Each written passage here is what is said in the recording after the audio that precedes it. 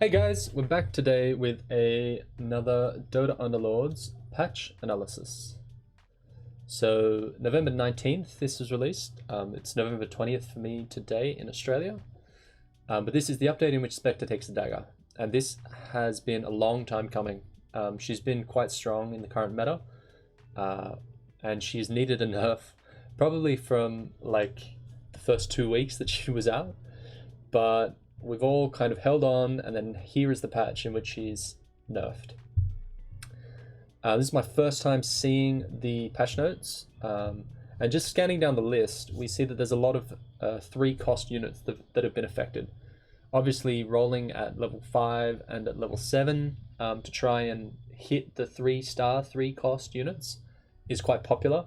So this will be interesting to see how it shakes up the meta, and if people will start prioritizing different units. Probably not, but we can dream.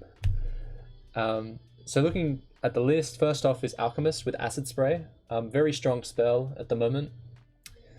So the damage has been changed from 10, 20, 30 to 10, 20, 35. And the radius has been changed to a flat 2 across all levels. So the damage increase has been buffed to compensate for the radius change. But I don't think that's enough damage, to be honest, to warrant losing a cell of radius. I don't think it'll affect the hero that much overall. It'll just make him a bit more position-based, where you want the radius of the acid spray to hit, which isn't necessarily a bad thing. Adds a bit more complexity to playing the character. But we'll see. Next up is Lifestealer. So they've reduced Feast, and they've changed the 3-star effect a little bit. So Feast is his attack on hit where he gains health, and they've reduced that by 0.5 at 3 stars. Not a major change there. It'll kind of affect how he plays against Brawnies, but just a tiny bit. And then the 3-star effect, they've lowered from 50 to 30 across both the attack speed and the movement speed. So that's pretty significant, 20% reduction across both. Will it make much of a difference in the meta? Probably not, as people aren't really prioritizing Lifestealer as a 3-star unit. But we'll see. Like, no longer will he be a race car zooming around the board. Next up is Shadow Shaman. So his 3-star effect has been increased, so hex duration from 5 to 7. Which is a pretty significant length of time. 2 seconds disabled for a unit is pretty long. So maybe we'll see people start playing the Shadow Shaman up the front to get the hex off quicker. But yeah, it's a pretty significant length of time and can really swing a match if the right unit is hexed. So it'll be interesting to see if people start playing more Shadow Shaman. And yeah. I like Shadow Shaman as a unit, so hopefully. So Slardar, this is the first 2-cost unit to be thrown in here. And they've just increased the attack damage minimum and maximum. And given him, yeah, it seems to be 40 more damage as a minimum on his 3-star. And then, yeah, the maximum has been increased by 20 damage, basically. So just kind of tinkering with the damage that he does. I don't see many 3-star Slardars, to be honest, but I know with the bash he does a lot of damage, and this will just pump that up even more. So maybe, will it be enough to carry warriors back into the meta?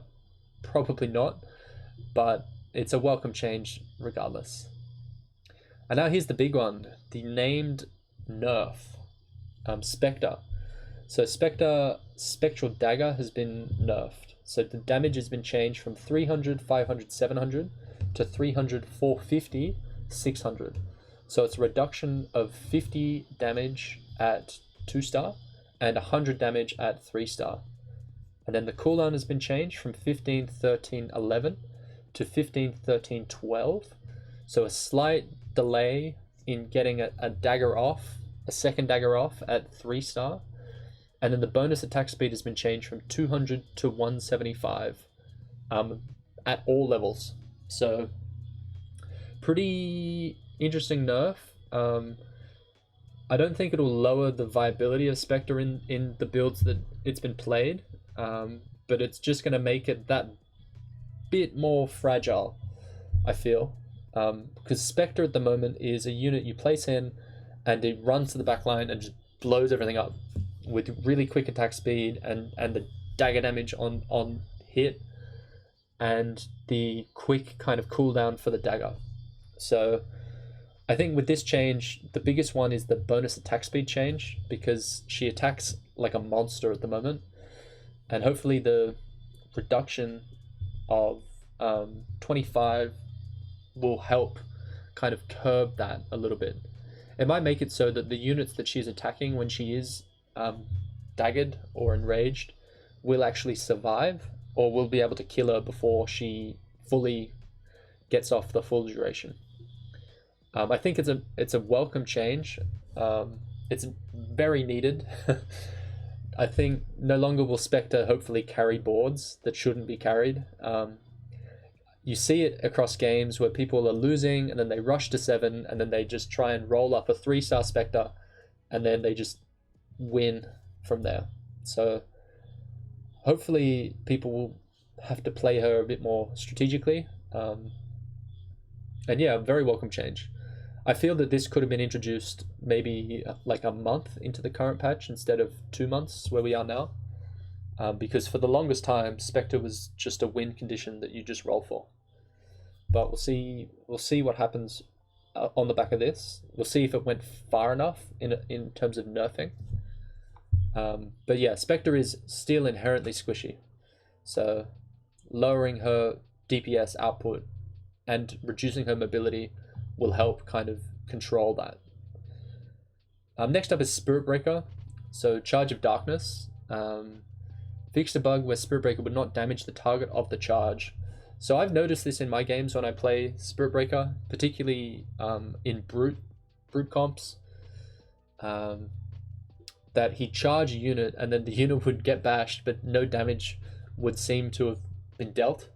So this is obviously a welcome change, being a bug fix.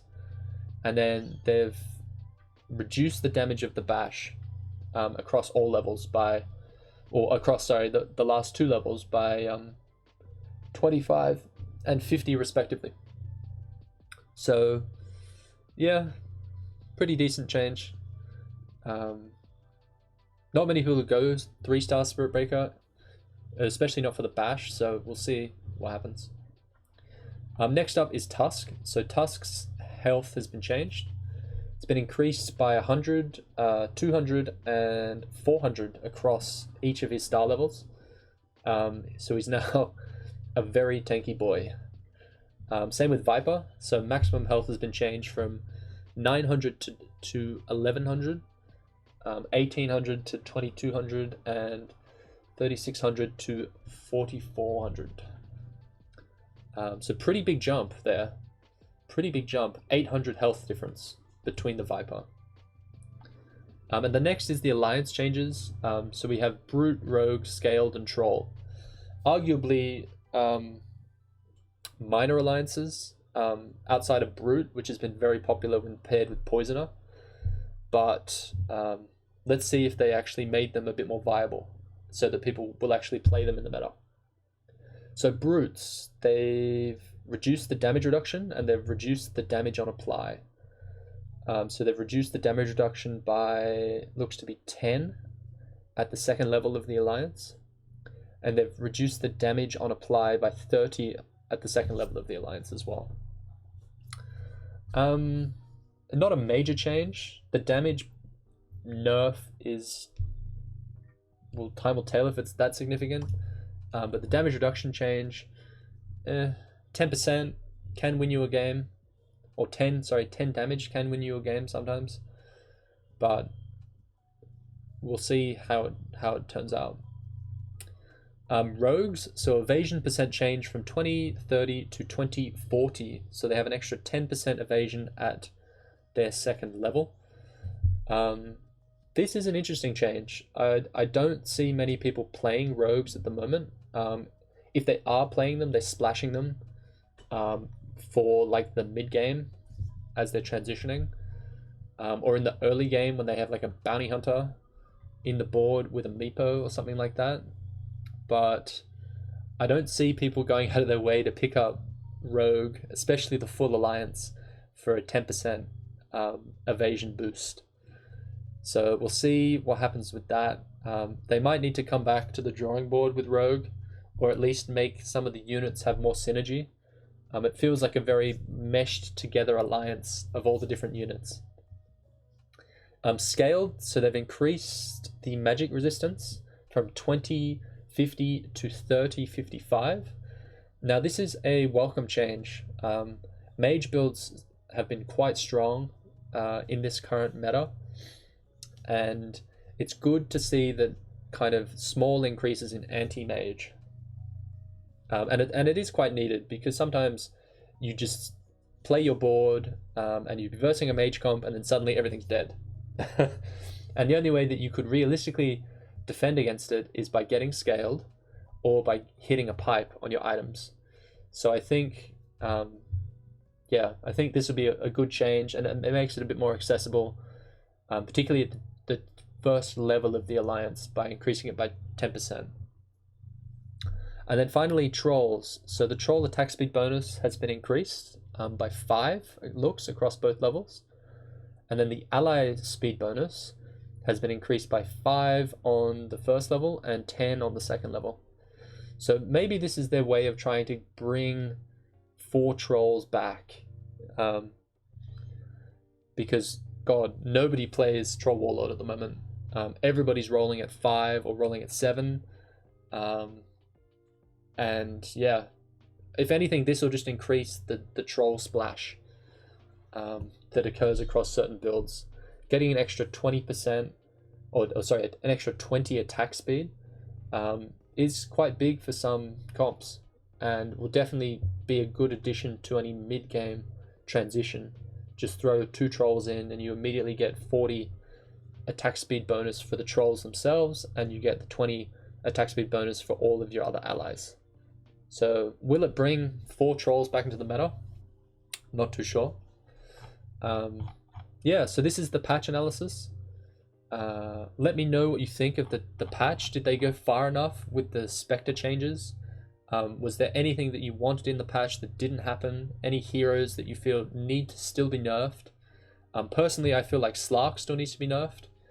He's been quite strong, particularly when people roll him up to 3-star. With his kind of pounce and the disarm and the damage that he does, he's just a bit of a loose cannon who I'd like to see nerfed a little bit. Do you think the Spectre nerfs go far enough?